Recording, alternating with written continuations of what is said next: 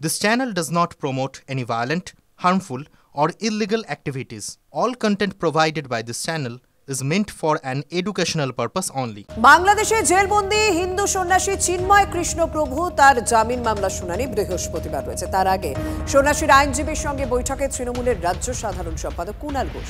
আজই বারাকপুরে আইনজীবীর ছেলের বাড়িতে বৈঠক। চিন্ময় প্রভুর মামলা, বাংলাদেশে হিন্দু নির্যাতন নিয়ে দুজনের কথা হবে, এরকমই সূত্র মারফত জানা গিয়েছে। অসুস্থতার জন্য কুণালের অফিসে আগে আসতে পারেননি রবীন্দ্র ঘোষ। আজ আইনজীবীর সঙ্গে দেখা করতে নিজেই যাচ্ছেন কুণাল। শুক্রবারই কুণাল ঘোষকে ফোন করেছিলেন আইনজীবী।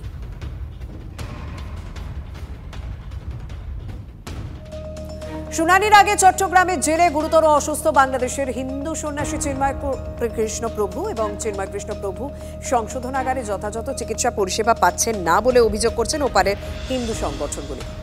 আগামী 2রা জানুয়ারি চিন্ময় কৃষ্ণের জামিন মামলা শুনানি রয়েছে। তার আগে চিন্ময় কৃষ্ণের অসুস্থতার খবরে স্বাভাবিকভাবেই উদ্বেগ ছড়াচ্ছে। চিন্ময় কৃষ্ণের আরোগ্য কামনায় ইসকনের তরফে প্রার্থনার আয়োজন। কাল সব মন্দির কর্তৃপক্ষের কাছে প্রার্থনা সভার আবেদন ইসকনের।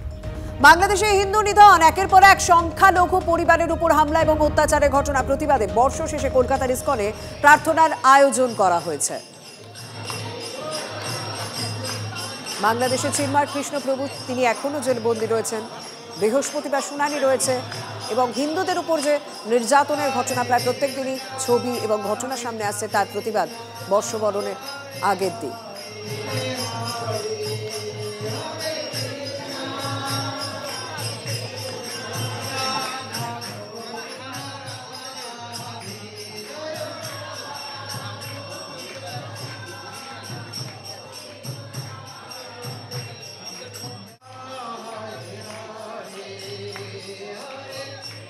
এটা যেটা হচ্ছে এটা খুব আনফর্চুনেট।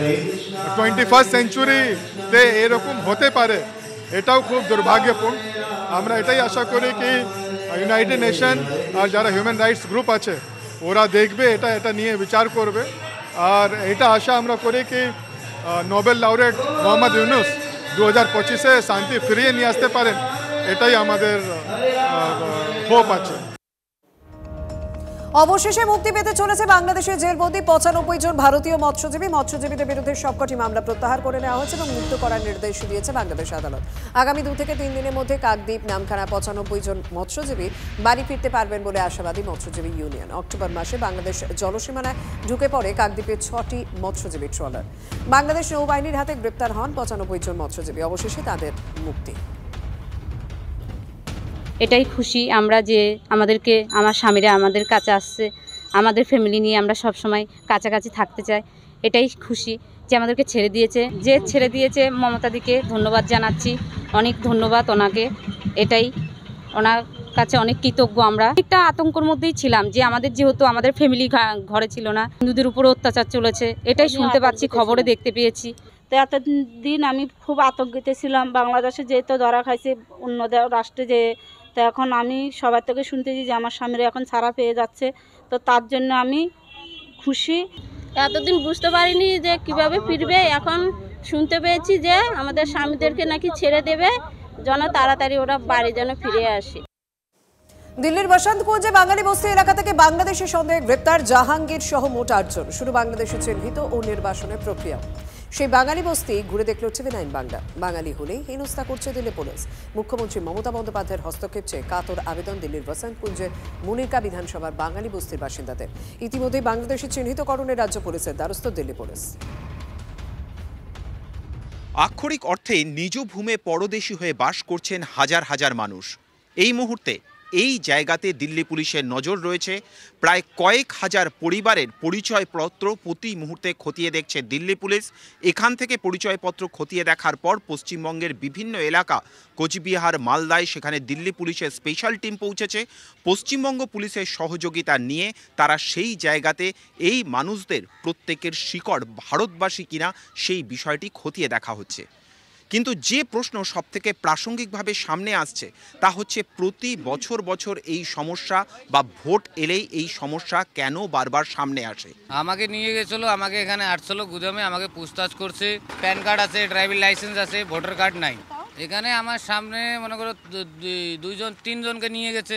কোন জায়গার আমরা তো বলতে পারবো না, আর কেউ বলবে যে আমি বাংলাদেশি বলবেও না। আমি 2006 থেকে এই জায়গায় রই, তখন থেকে এইরকম মানে যখনই ভোট এসে তখনই বাংলা কথা বললেই বাংলাদেশি বলে, মানে যদি আমরা বাংলা কথাই বলি তা বাংলাদেশি বলবে।